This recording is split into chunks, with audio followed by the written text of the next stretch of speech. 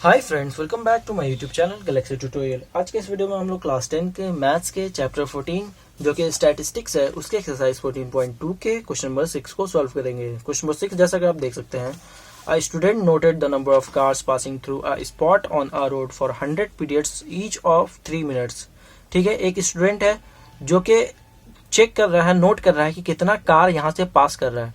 वो 100 मरतबा रोड पे बैठता है, ठीक है, और 100 मरतबा में हर मरतबा जो है वो 3-3 मिनट के लिए बैठता है। ठीक है, 100 मरतबा वो रोड पे बैठता है, मतलब रोड के पास, और वहां पे एक ही जगह पे हर बार बैठता है। ठीक है, और जाके वहां से चेक करता है और हर बार जो है 3-3 मिनट के लिए बैठता है और वहां पे चेक करता है कि कितना कार जो है गया। ठीक है, तो यहाँ पे बोल रहा है कि 3 minutes and summarise in the table given below, और हर मरतबा जो है वो टेबल पे लिखता है। तो find the mode of the data, तो इस डेटा का आपको मोड निकालना है। सिंपल है, अगर क्वेश्चन नहीं भी समझ में आया तो सिर्फ इतना समझिए कि आपको इसका मोड निकालना है।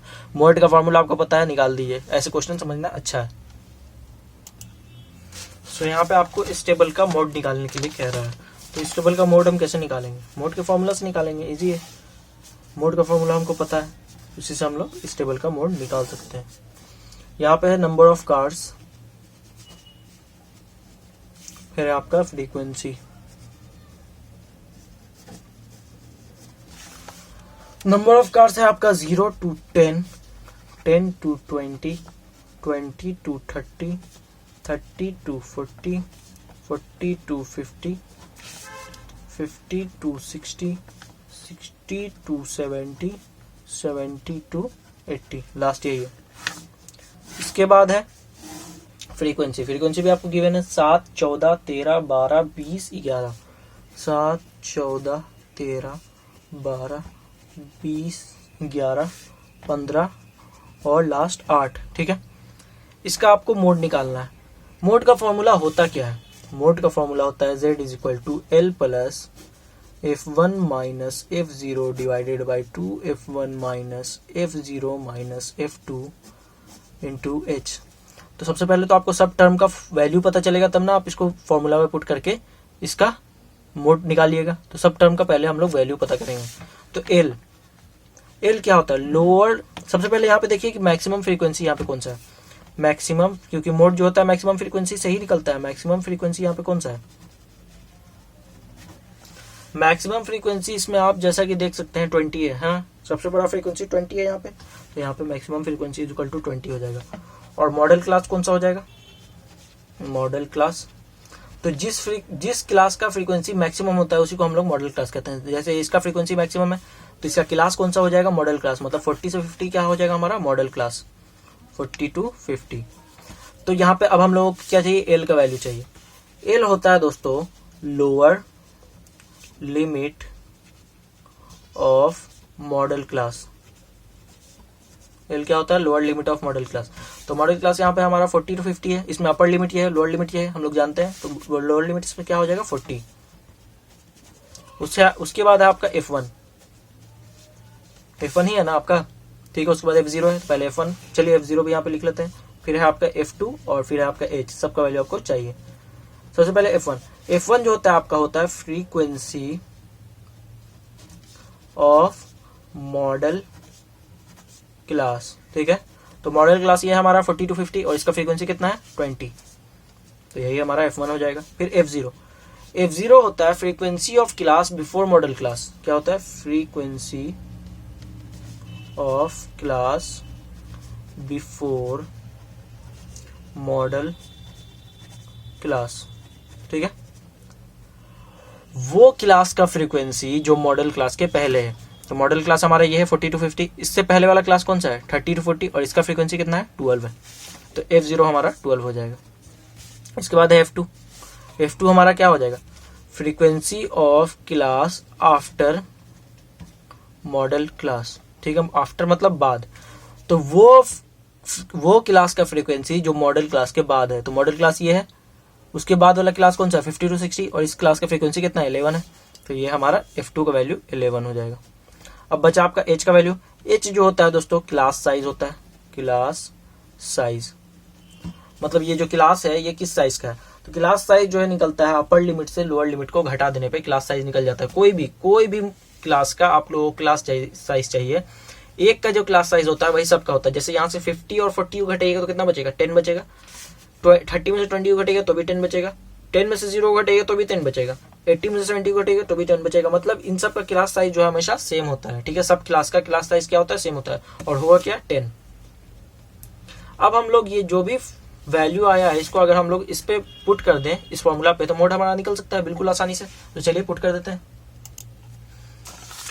सो यहाँ पर हम लोग फाइंड करेंगे z का वैल्यू, z मतलब mode, l plus f1 minus f0 divided by 2f1 minus f0 minus f2 into में h। सबका वैल्यू पुट कर दीजिए। देखिए l है हमारा lower limit of model class और ये हमारा है 40 प्लस f1 कितना है दोस्तों, f1 आपका है 20 माइनस f0 कितना है, f0 आपका है 12 डिवाइडेड बाई 2f1। तो 2f1 कितना है 20 है, तो 2 इंटू 20 माइनस f0 कितना है दोस्तों 12 है, माइनस f2 कितना है आपका 11 है, इंटू h का वैल्यू कितना है 10 है। सबका वैल्यू पुट कर दिए। अब हम लोग सॉल्व कर लेंगे। 40 प्लस 20 में से 12 को घटाइएगा 8 बच जाएगा। 2 इंटू 20 क्या हो जाएगा दोस्तों 40 हो जाएगा, minus 12 minus 11 into 10। 40 plus 8 divided by 40 में से 12 को घटाइएगा तो 10 में से 2 को घटाइएगा 8 बचेगा, और 3 में से 1 को घटाइएगा 2, मतलब 28 बच जाएगा, माइनस 11 इंटू 10। 8 डिवाइडेड बाई 28 में से 11 को घटा दीजिए, 8 में से 1 घटा 7, 2 में से 1 घटा 1 इंटू 10। 40 प्लस 8 इंटू 10, 8 इंटू 10 क्या हो जाएगा 80 हो जाएगा, डिवाइडेड बाई 17। अब इसको आपको सॉल्व करना है, 80 को 17 से डिवाइड करना है। कर लेते हैं पहले, ठीक है। देखिए सबसे पहले तो 17 से 80 कभी कटेगा नहीं, उससे कम कटेगा, तो ठीक है। 17 4 जा होता है 68 लिख लेंगे। 10 में से 8 घटेगा 2 बचेगा, 7 में से 6 घटेगा 1 बचेगा, 12 आ गया। पॉइंट देंगे यहाँ 0 आ जाएगा, ठीक है। पॉइंट देंगे यहाँ 0 आ जाएगा। 17 के टेबल में 120 भी नहीं आता है, लेकिन 17 के टेबल में 7 टाइम्स में 119 आता है, तो लिख लेंगे। 120 में से 119 घटा देंगे तो 1 बचेगा। फिर यहाँ 0 देंगे, क्योंकि पॉइंट दे चुके हैं तो एक 0 दे सकते हैं, लेकिन एक 0 से कोई काम नहीं चलेगा। देखिए 17 के टेबल में 10, ये तो छोटा ही है ना, इससे बड़ा हमको चाहिए तब ना ये डिवाइड होगा, तो 10 तो कभी कटेगा नहीं, तो यहाँ पे एक 0 हमको देना पड़ेगा, एक और 0 बढ़ाने के लिए, ठीक है। तो 17 के टेबल में 100 आता है, 17 के टेबल में 100 आता है, नहीं आता है।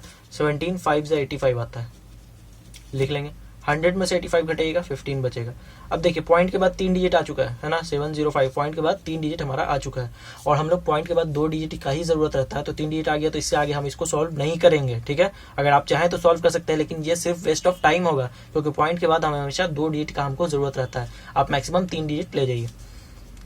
40 प्लस 80 डिवाइडेड बाई 17 के 4.705 आया।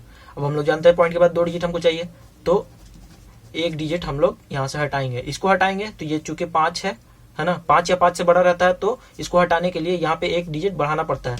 तो यहाँ पे 4.70 था ना, तो ये 71 हो जाएगा। इसको हटाने के लिए यहाँ पे एक जोड़ना पड़ता है, बढ़ाना पड़ता है, तो यहाँ पे 4.71 हो जाएगा।